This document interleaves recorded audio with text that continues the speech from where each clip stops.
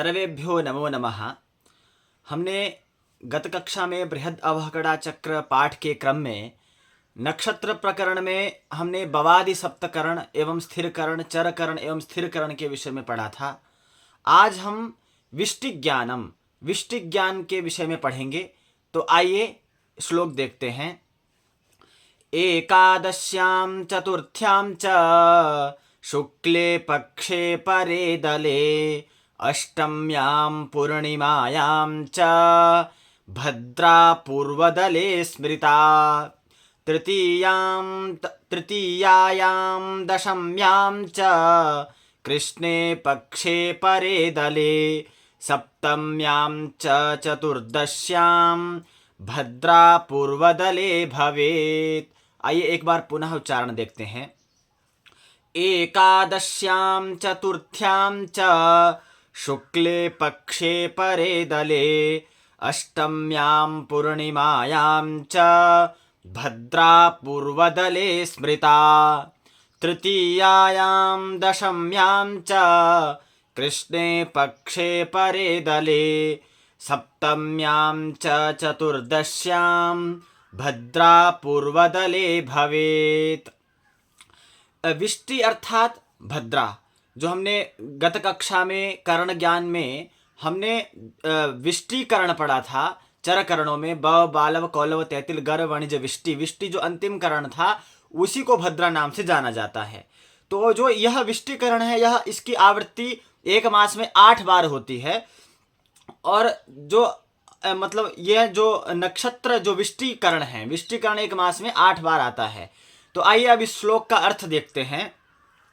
एकादश्याम चतुर्थ्याम च शुक्ले, शुक्ल पक्ष में परे दले अर्थात उत्तरार्ध में शुक्ल पक्ष की एकादशी और चतुर्थी को उत्तरार्ध में शुक्ल पक्ष की विष्टिकरण होता है। उसी समय भद्रा, विष्टि अर्थात भद्रा होती है उस समय।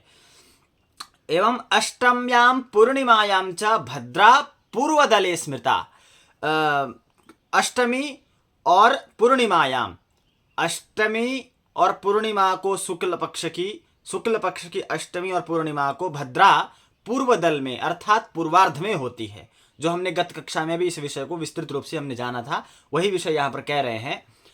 तृतीयायाम दशम्यां च कृष्णे पक्षे परे दले अर्थात उत्तरार्ध में तृतीयायाम दशमी, तृतीय और दशमी कृष्ण पक्ष की तृतीया और दशमी को परे दले अर्थात उत्तरार्ध में विष्टि होती है, भद्रा होती है।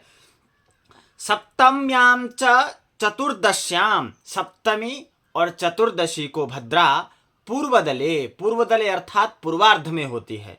तो यह पूर्वार्ध उत्तरार्ध के विषय में अभी हमने कोई भी कक्षा में चर्चा नहीं की है।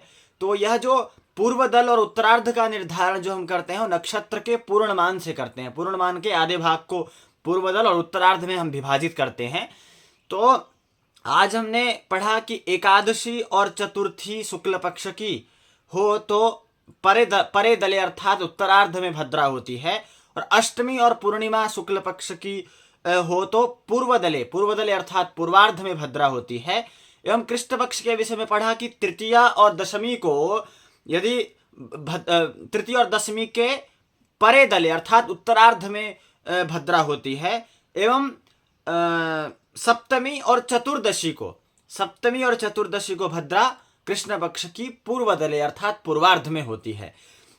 तो आज हमने भद्रा के विषय में विस्तृत रूप से चर्चा की।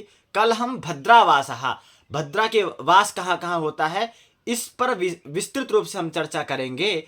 और अभी मैं आपके समक्ष कमेंट बॉक्स के माध्यम से कुछ प्रश्न रखूंगा, तो आप उन प्रश्नों का उत्तर अवश्य दें और आपको यह कक्षा कैसी लग रही है ये भी प्रतिपुष्टि प्रदान करते रहें।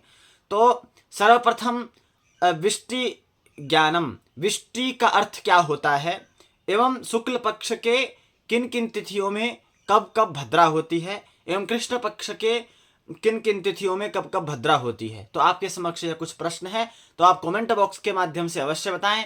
तब तक के लिए धन्यवाद, प्रणाम।